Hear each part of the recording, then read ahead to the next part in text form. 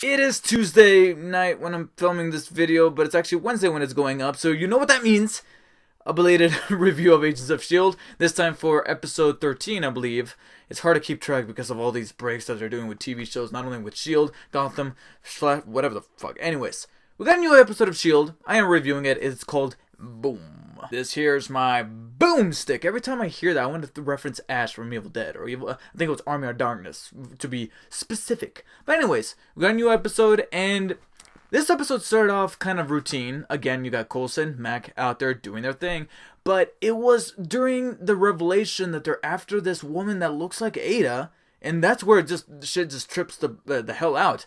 And at that point, I knew that this episode was going to be a little bit special because I felt like it was going to subvert expectations, just like S.H.I.E.L.D. has done in the past, especially with the recent batch of episodes. And this episode was once again no exception because just like 2 episodes ago we learned a little bit more about May, who's a regular character, we get to flesh out yet another character this time around, not only in the form of Ada, kind of, sort of, but more importantly Radcliffe, who I read some comments here and there, not only in reviews for episodes, but also some comments on my own videos, saying that Radcliffe is just flat out evil. And I never believed Radcliffe to be evil. In fact, he tries to keep violence at bay as much as possible, and we even get that mentioned here in this episode. But then we get into some broader complexities with this character to where I'm actually liking him and sympathizing with him with even more, despite him being mainly one of the villains of the show. But there's an understanding to his methods. There's a reason for why he's doing things in the first place, and we see that here because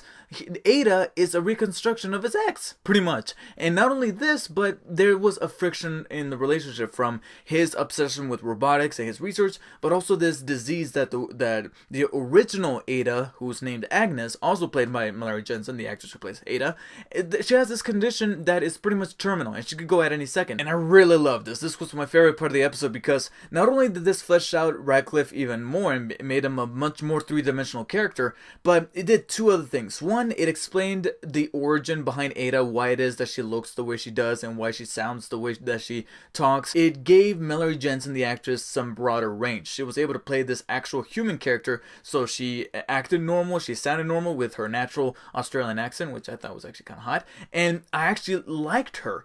And it gave kind of a foundation as to why Ada is to be. And I love that dimensionality.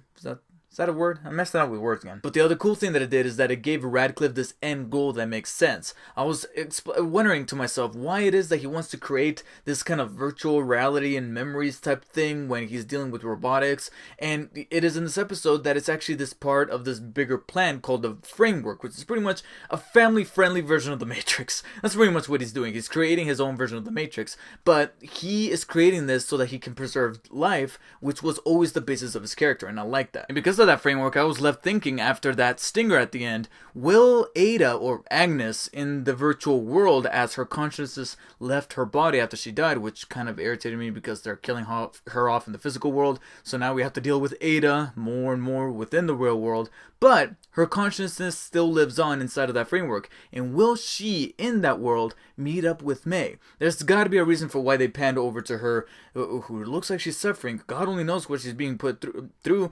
We're only going to have to find out later on in the season if she's going to be able to save the day and be part of a bigger role, and also give Mallory Jensen some available space room to be able to act as this character and to kind of give her some more range and more stuff to do aside from being the robotic Ada. And then the Inhuman side of the episode was not left without its big surprises.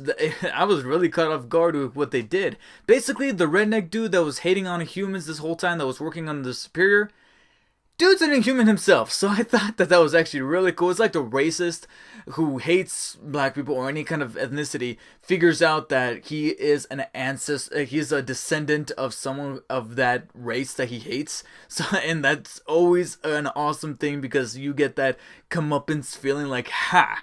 How do you like them apples? And we kind of get that feeling going on with this guy named Chuckling, whatever. All I know is that it's supposed to kind of be a pun on his name, but he is actually an Inhuman, and furthermore, he indirectly kills Nadir. I was really hating that bitch, and I was really glad that she was taken out, but I love the little gift within a gift, like the gift that just gives on giving.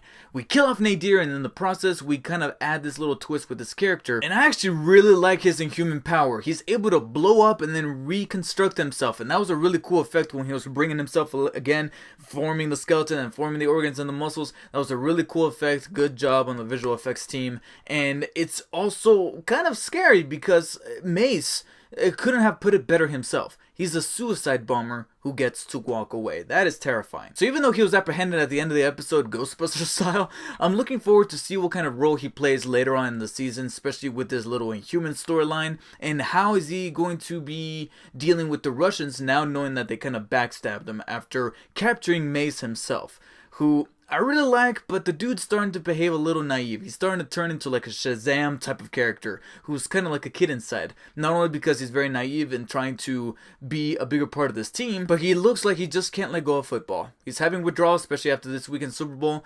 He was probably rooting for the Falcons. Even though I barely found anything bad about this episode, especially with the way it subverted my expectations, that doesn't make me any less worried that maybe later on down the line S.H.I.E.L.D. could kind of crawl up its own ass with all these twists that they don't know what to do with them, and they kind of leave some plots hanging. So I think it's time to kind of maybe slow down. Despite my enjoyment of this episode, maybe it's time to bring in that brother back who is an Inhuman, and we kind of get the feeling he's still alive at the bottom of the ocean, but this would be the definitively perfect opportunity to kind of bring him back, and maybe he's the one to kind of go up against Chuckling, or maybe we'll call him Boom from now on, since that's the title of the episode. I'm looking forward to seeing the directions that they take this show, especially with the added characters. The way they're making all these characters complex, and it's all coming down to the pipeline, especially when we're leading into what could be the ending of the LMB storyline. But for now, I will say that Boom was actually one of my favorite episodes thus far. So I'm going to be giving it a solid 8 out of 10. Only reason why I'm not going high is because they killed off Steve Stevens. Steve, how can you kill Steve Stevens? Shia LaBeouf is going to come after your ass and be like, how could you do it? If you guys watched the latest episode of Agents of S.H.I.E.L.D., please let me know in the comments what you guys thought. Do you like all these twists and turns that the show is taking? Do you like the LMB storyline? Do you like how every character is getting their moment to shine and becoming much more than just your cookie cutter villain, with the exception of the Russians? Please let me know your feedback in the comments below. Like and share this video, and of course follow me on Instagram and on Twitter at DarkSpiderDavid. From time to time I do manage to tweet out a live commentary of some sorts whenever I am watching the episode on Tuesday nights, as well as Sunday nights for The Walking Dead, considering I'm still watching that show, which has yet to be determined. Thank you guys for watching, and I'll see you guys on the next one. Take care.